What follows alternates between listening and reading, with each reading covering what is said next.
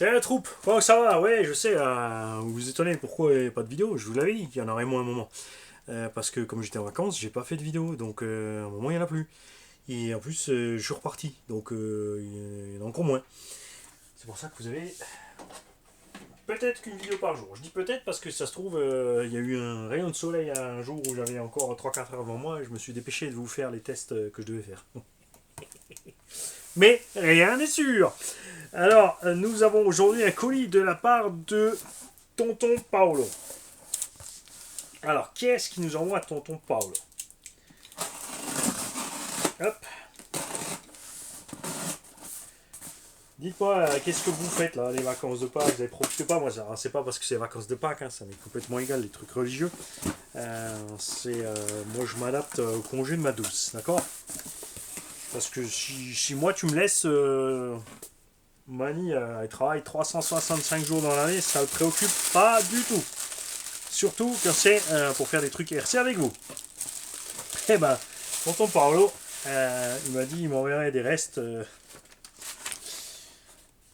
connais un qui a abusé encore. Hein. Alors, salut Manise à tous les abos, aux grands cornichons et à Gigi. C'est pas de bonbons au miel cristallisé, je suis allergique à tout le sucre. Mort de rire. T'as bien raison, c'est franchement bien d'éviter les sucres, je dis pas le contraire. Même si j'adore faire des overdoses de sucre. Si je vois une petite contribution, plein de petits trucs qui vont faire remplir les stocks, alors même que tu dois les vider, mais c'est bien pour tous ces petits débutants qui ne peuvent pas se l'offrir. Et oui, j'ai attendu 40 ans pour arriver dans le monde d'ARC. Un jour, je suis tombé sur YouTube par hasard, et là, je vois un barracuda blanc. Ouais, pas le poisson. Et depuis l'histoire continue dans le monde d'ARC, tu en fais bien entendu ce que tu veux, mais je sais que tu en feras bon usage pour une tombola. Donc il a dit si on fait ce que je veux, mais je dois faire une tombola quand même. Donc j'en fais pas ce que je veux, c'est ce que tu es en train de me dire. Je sais où tu vas en venir. Je t'ai envoyé 3 trains de pneus. Donc il faut organiser 3 châssis avec, 3 combos, 3 radios. Et se lancer dans les trucs.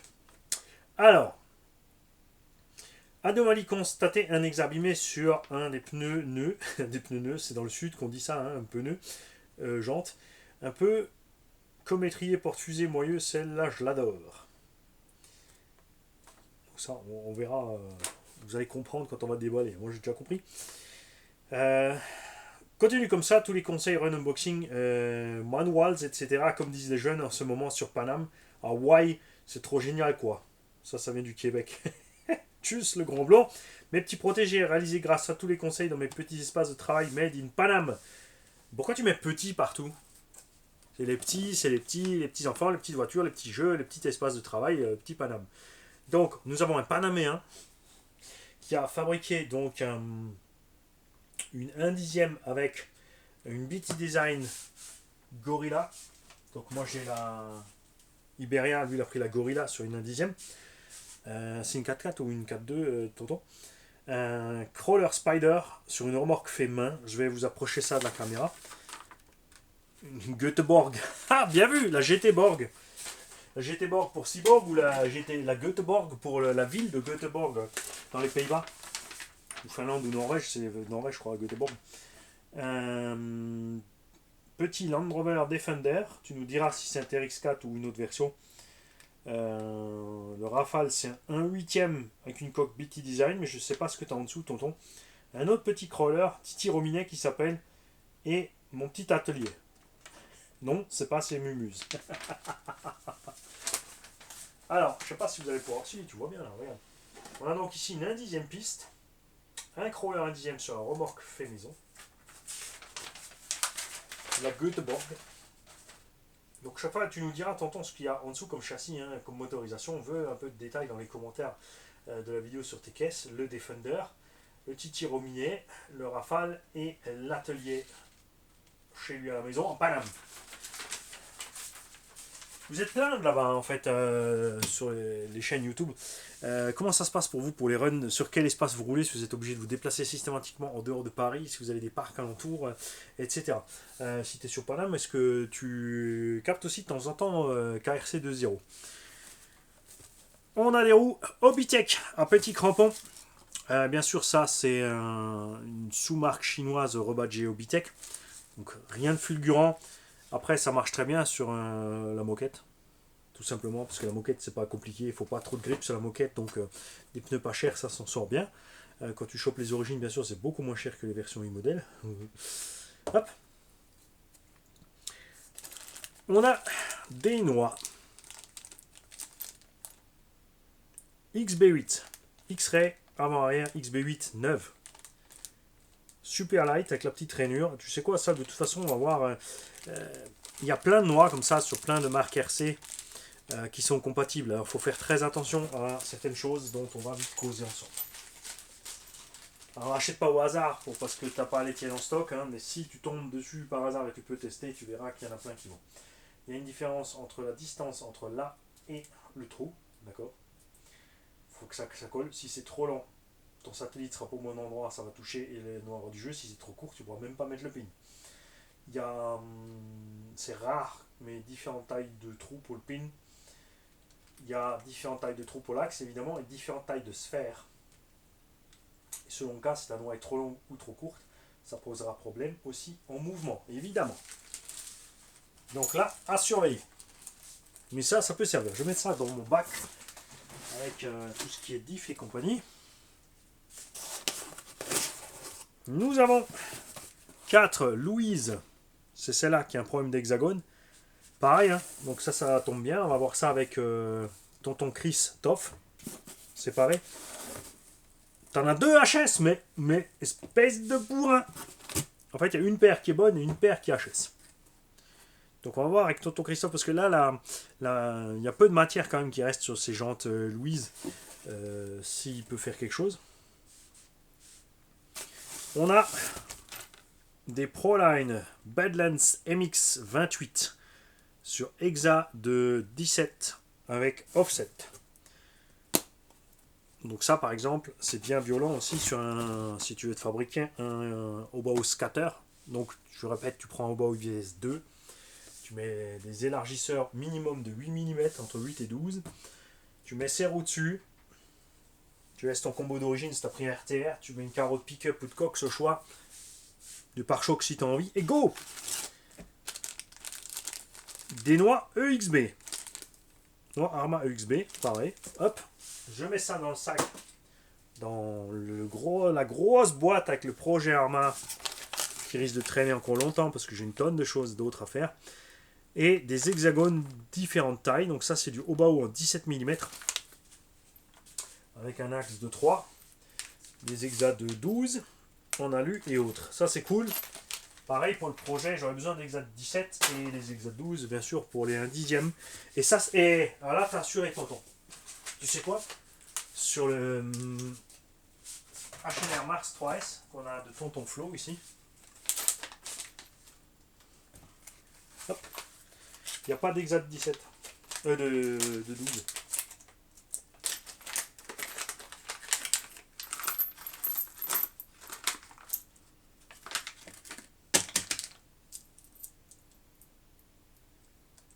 Nickel. Les hexa 12, faites gaffe, il y a du 5, du 6 et même parfois du 7 mm pour le diamètre de l'axe.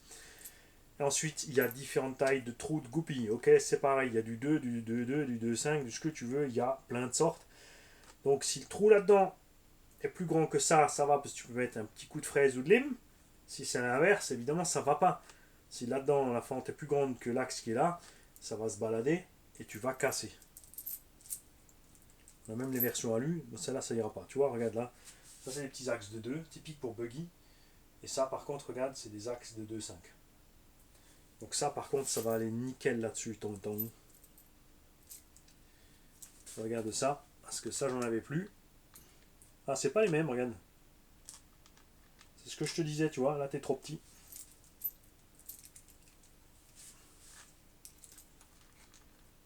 Ça c'est bon. Et même des hexas de 14 en ferraille. Et pourquoi celui-là qui voit pas? C'est pas le même? Bref. Bon, après j'en ai encore d'autres qui traînent. Ne vous inquiétez pas, on va réussir à bidouiller un truc. On va essayer ça là-dedans. Celui-là en alu peut-être? Ah, il va aussi. C'est les rouges qui vont pas et pas les 14. Ok, c'est cool. Super.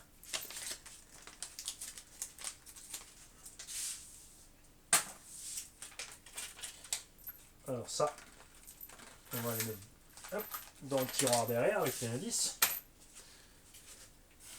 On a les petits amortos de mini machine 1.14 hydraulique. Donc on verra si une de ces machines n'en a pas encore dessus, si on peut les installer. Des grilles de ventilo imprimées 3D. Hop, dans le tiroir ventilo. Et qu'est-ce qu'il a mis là-dedans?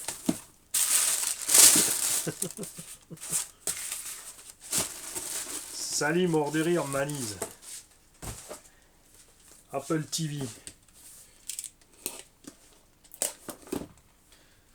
Attends, je vais peut-être ça par là avant que ça se casse la gueule.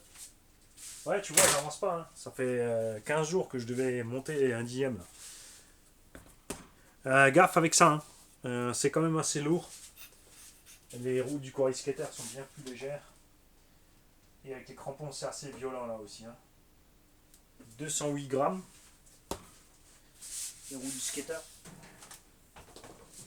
Ça, moi j'aime bien les roues du skater. Hein. Ah, 210, c'est pareil. C'est kiff-kiff, je dis.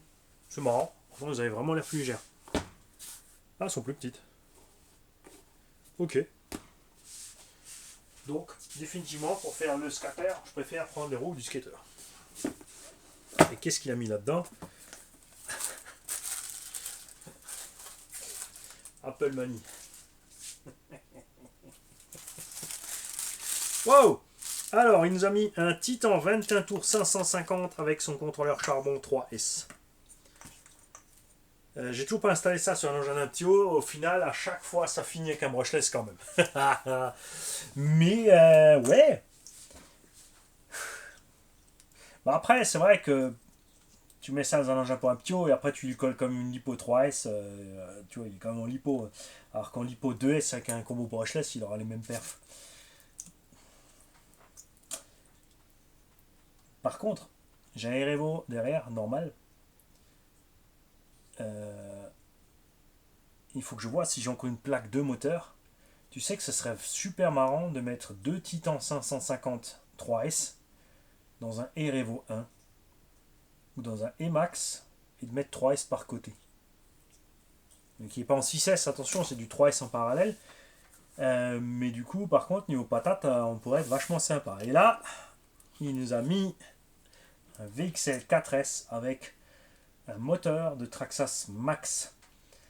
Je suis grand fan de ce moteur. Sérieusement, c'est un super moteur pour les 1 dixième, pour les SC, les Monsters.